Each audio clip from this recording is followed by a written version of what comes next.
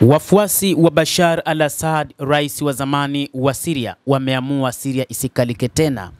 Wakati huu vikosi vya serikali vimepambana na wafuasi hao wa Bashar al-Assad, aliyekuwa rais wa taifa hilo aliyetimuliwa mamlakani kwa nguvu na wapiganaji wa Hayat Tahrir al-Sham, na mapigano hayo yametokea maeneo ya Latakia na maeneo ya Jabali. Hata hivi inadaiwa kwamba makumi ya watu wameuawa wakati wa mapigano ya moto kuzuka huko nchini Syria. Ripoti zinaeleza zaidi ya watu 70 wameuawa katika mapigano kati ya vikosi vya Hayat Tahrir al-Sham HTS ambavyo vinamiliki serikali ya Syria na wafuasi wa aliyekuwa rais wa zamani wa Syria Bashar al-Assad nchini humo. Kulingana na ripoti, mapigano hayo ambayo ni mabaya zaidi tangu kuanguka kwa serikali ya Assad yanasemekana kuzuka siku ya Alhamisi katika mikoa ya pwani ya Latakia, Jabali na Tartus. HTS, kundi la wanajihadi ambalo awali lilikuwa na uhusiano wa Al-Qaeda, lilichukua udhibiti wa Syria mwishoni mwa mwaka 2024 baada ya mashambulizi ya haraka ya kijeshi na kukamata eneo la Aleppo, Hama na Homs kabla ya kuiteka Damascus mnamo Desemba 8. Unyakuzi huo ulimaliza utawala wa familia ya Assad baada zaidi ya miongo mitano.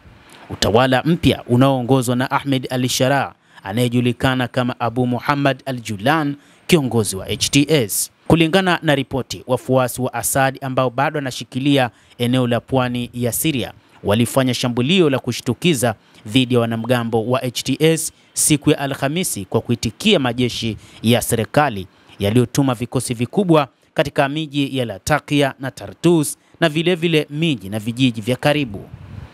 Hata hivyo, wachambuzi wa mambo wanasema kwamba jambo hili litaifanya Syria iwe ngumu kutawalika. Shirika la habari la Associated Press limeripoti kuwa hadi sasa zaidi ya watu 70 wameuawa katika mapigano hayo.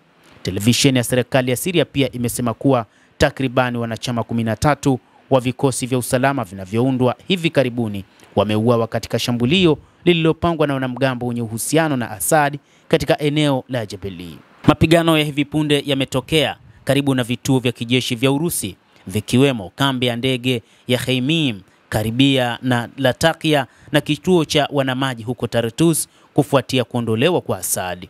Urusi imedumisha uwepo wake nchini Syria na imekuwa katika mazungumzo na serikali inayoongozwa na HTS kuhusu mustakabali wa vituo vyake. Waziri wa ulinzi wa Syria Murhaf Abu Kasra alisema mwezi uliopita kwamba Damascus iko tayari kuiruhusu Urusi kuweka vituo vyake vya kijeshi vya majini na angani nchini humo, mradi itahudumia maslahi ya taifa hilo la Kiarabu.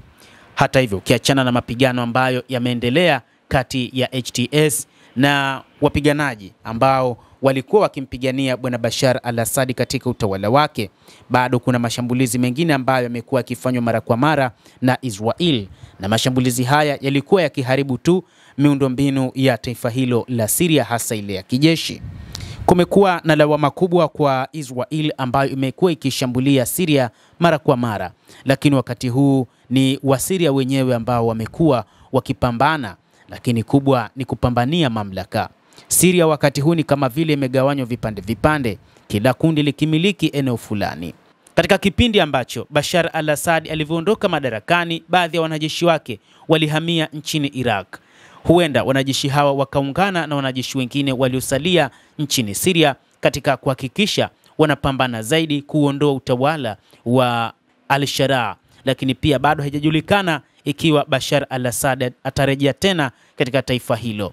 Ingawa Moscow ilikuwa imemunga mkono kwa muda mrefu na hatimaye kumpa hifadhi Assad wakati alipopinduliwa, imeendelea na mazungumzo ya kidiplomasia na mamlaka mpya ya Syria.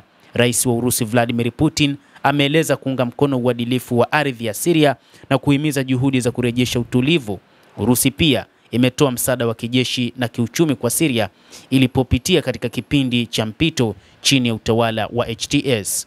Serikali inayoongozwa na HTS imesema nia yake ni kuunganisha nchi, lakini imefuatilia mbali kufanyika kwa uchaguzi kwa angalau miaka 4. Uongozi wake badala yake umejikita katika kuimarisha udhibiti na kuleta utulivu wa utawala. Endelea kuwa nasi wakati wote, usisahau kulike, usisahau kucomment na kusubscribe channel yetu hii. Mimi naitwa Adam Hussein, endelea kuwa nasi wakati wote.